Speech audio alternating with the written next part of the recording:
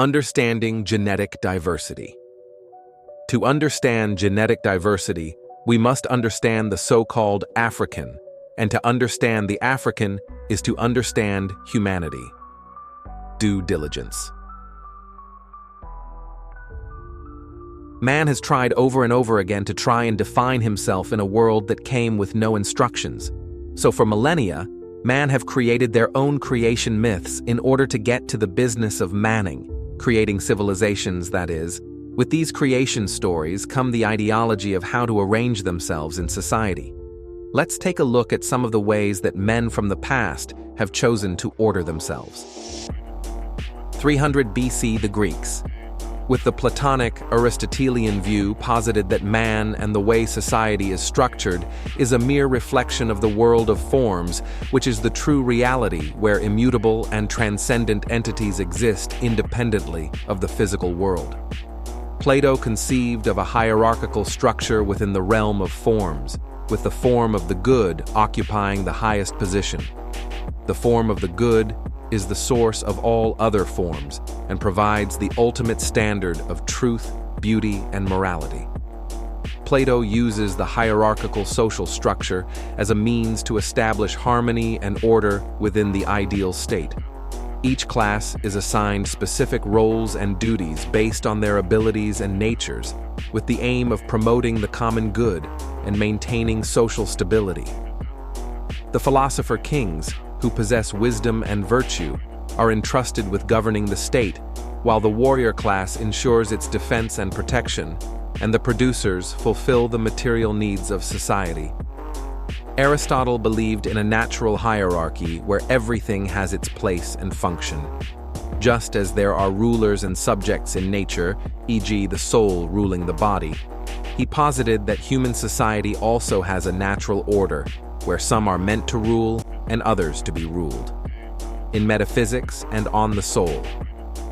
In these texts, Aristotle discusses his ideas about the hierarchical structure of nature, with beings arranged in a graded scale from lowest to highest, reflecting their degree of perfection and complexity. This concept depicted the universe as a hierarchical structure, with God at the top, followed by angels, humans, animals, plants, and inanimate objects, each occupying a specific place in the cosmic order based on their degree of perfection and complexity. This framework was used to explain various aspects of the natural world, human society, and the relationship between God and creation. So, while Aristotle himself did not explicitly formulate the concept of the great chain of being as it is understood in later periods, his ideas provided the philosophical foundation upon which later scholars built this concept and attributed it to him. Aristotle presented his theory of natural slavery primarily in his work Politics, Book 1. He argued that some people are naturally suited to be slaves, while others are naturally suited to be masters, and that the distinction between slaves and free people lies in their rational capacity. He claimed that natural slaves lack the rational foresight necessary to govern. He suggested that the master-slave relationship is mutually beneficial. The master benefits from the labor and service of the slave, while the slave benefits from the master's rational direction and provision of necessities. Does this sound and feel familiar? 400 to 1500 AD, the Church era, the Middle Ages. The Church's position is the same in principle as the Platonic Aristotelian paradigm.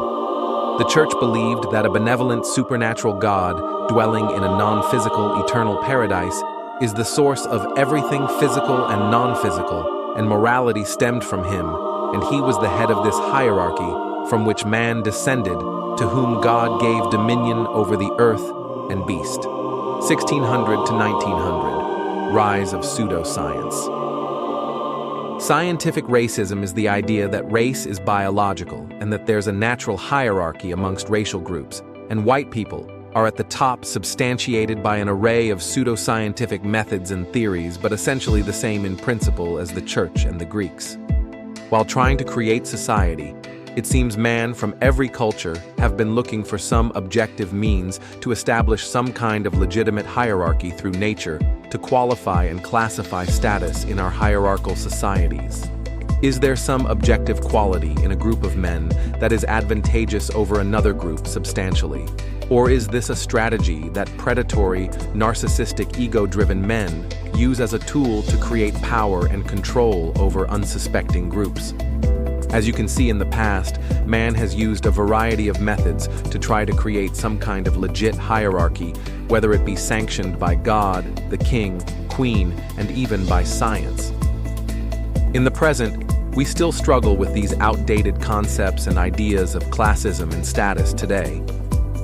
Let's take a look at what science today has to say about biological advantages in populations. Out of Africa, the cradle of humanity.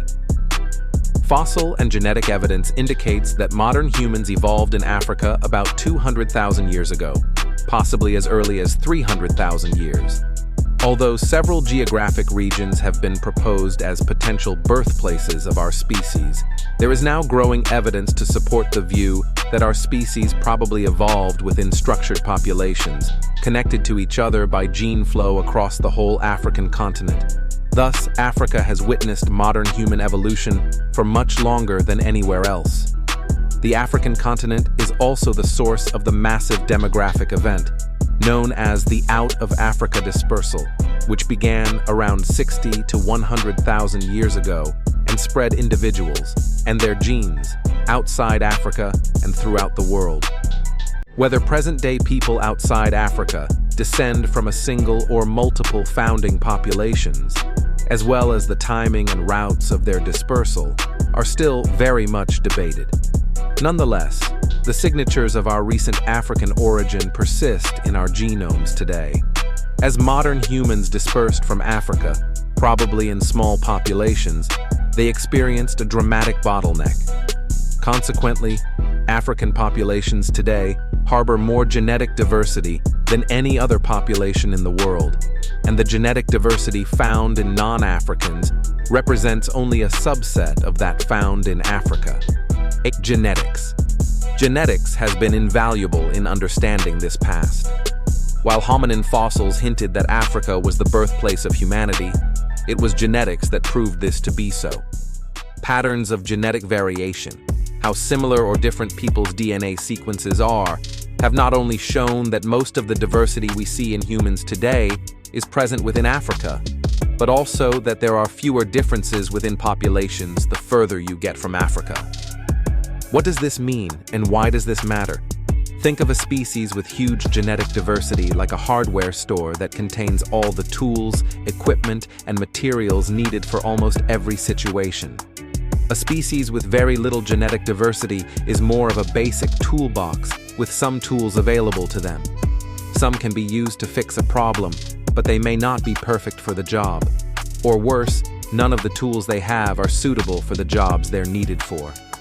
Having a variety of characteristics allows a species to survive diseases, environmental changes, and ecosystem stresses, because some individuals may possess certain traits that allow them to overcome such impacts of change.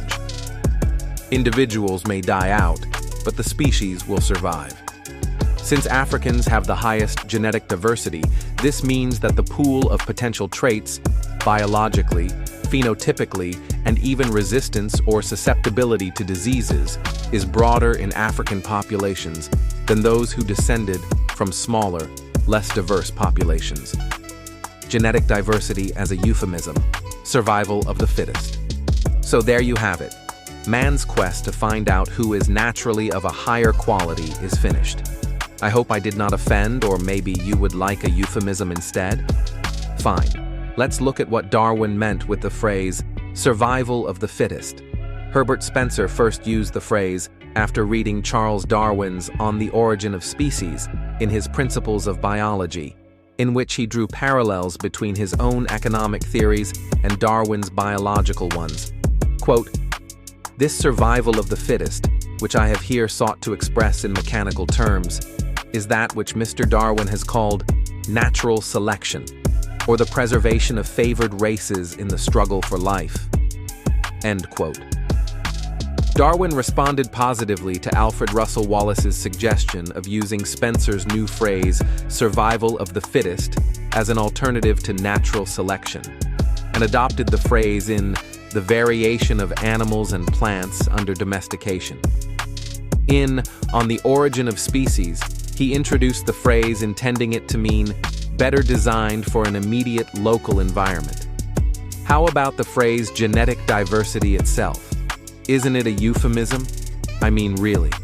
If you think about what it really means, it's just a nice way of saying Africans are genetically superior than others. I know that's a taboo thing to say, but you would have to agree. If science found out that white people, for example, were better suited for the planet or more genetically diverse, it would be on the front page of every scientific journal, magazine, and newspaper, being that's what they have always proclaimed in some shape or fashion. It is easy to surmise this. All we have to do is look to the past. Did the Greek not profess to be biologically greater than others? Did the US not put into law that people of African descent were not fully human? Did the church not put themselves at the top of the hierarchy because God gave them the commandments and seen others as infidels, Gentiles, or Goyim? We could go on the various ways men have tried to justify supremacy in one way or another, but as I asked earlier, is there an objective means to establish some kind of legitimate hierarchy through nature?